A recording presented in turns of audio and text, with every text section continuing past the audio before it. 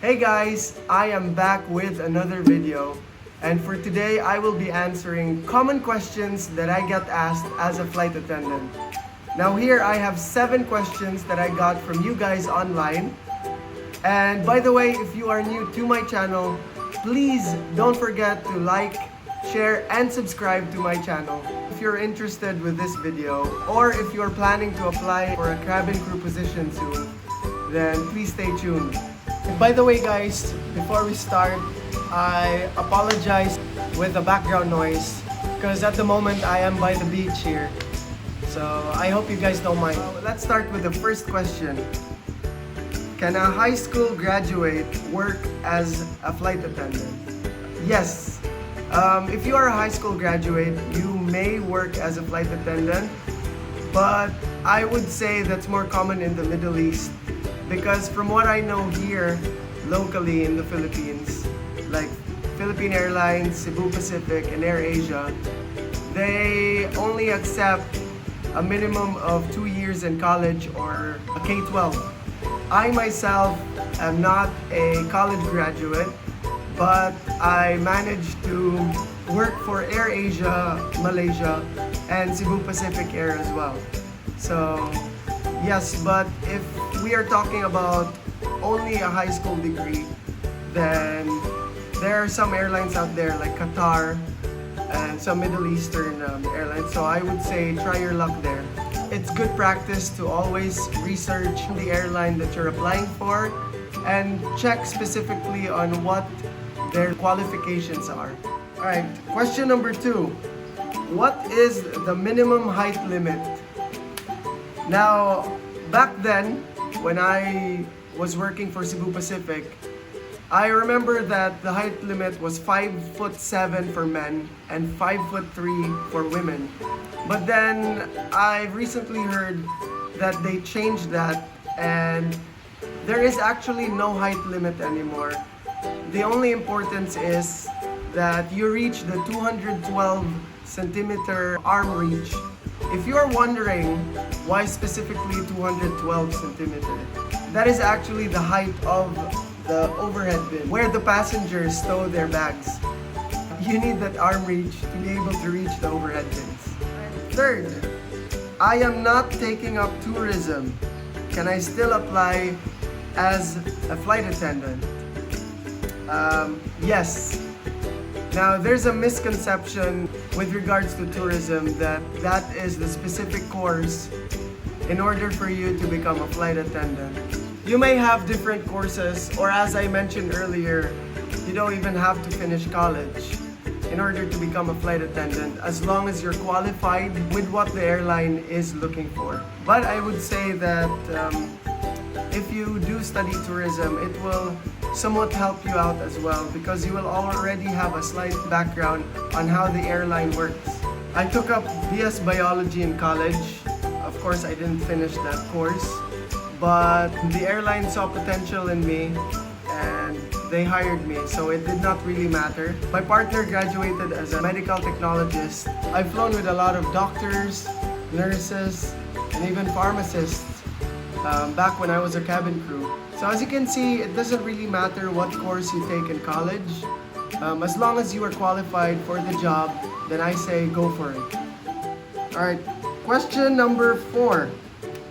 Will they accept scars? Now, this one is a bit tricky because I did fly with a few cabin crew with noticeable scars. I would say this just really depends on where your scar is and if you can slightly conceal it. I remember when I applied for Air Asia, a good friend of mine had a big scar here, was immediately sent home because of that. Now for others, however, if the scar is manageable, then you may conceal it before applying.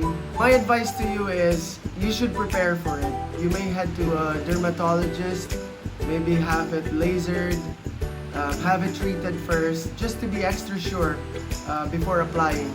Airlines are actually a bit strict when it comes to scars. If you're wearing long sleeves, you have to pull them up and show them your arms, just to show them that you don't have any visible scars on you.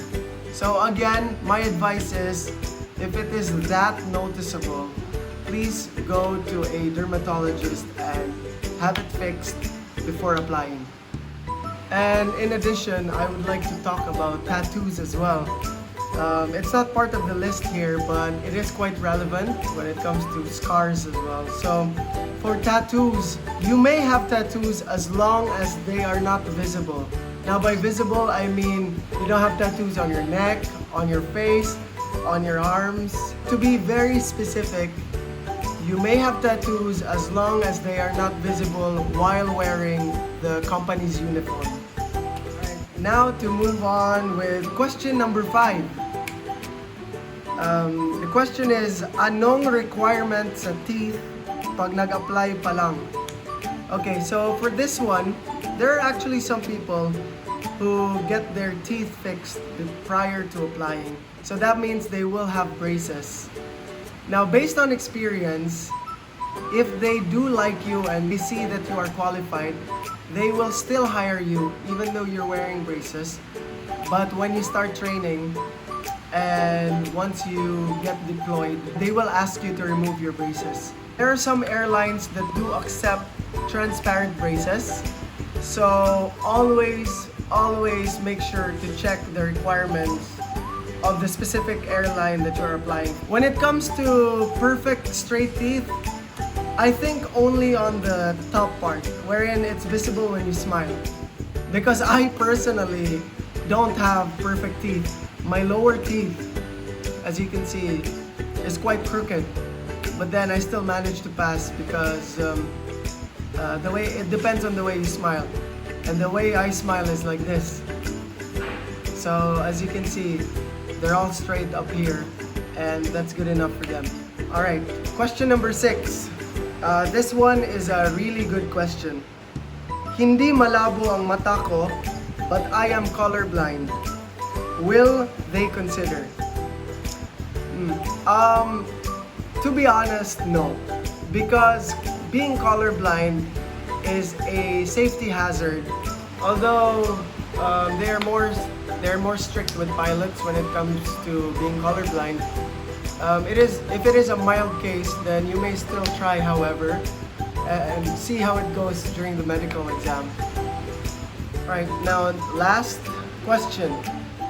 Do you need to spend on anything when training? Right. To make it simple, no. You don't have to spend on anything.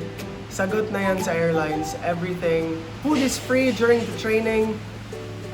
So the only thing you have to spend on is the transportation. Uniforms will be provided.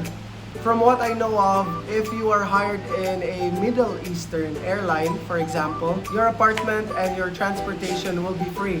I was based in Malaysia. Transportation and hotel stay during the whole training was free. Guaranteed, sagot na yan lahat sa airlines that hired you. Anyways guys, that would be it. Those are the common questions that I frequently get asked. Please don't forget to always double check on the requirements of the airline that you are applying for. And I hope this video will help you with your application. So that would be it. Thank you so much for watching. Please don't forget to leave a comment down below if ever you guys have any questions regarding the hiring process or what happens during training, or even a suggestion on what type of video I should make next. I would highly appreciate that, guys. So please leave that down on the comment section, and don't forget to give a like, hit the notification bell, and subscribe to my YouTube channel. So that would be it, guys. Thank you so much for watching. Don't forget to manifest, and I'll see you on my next video.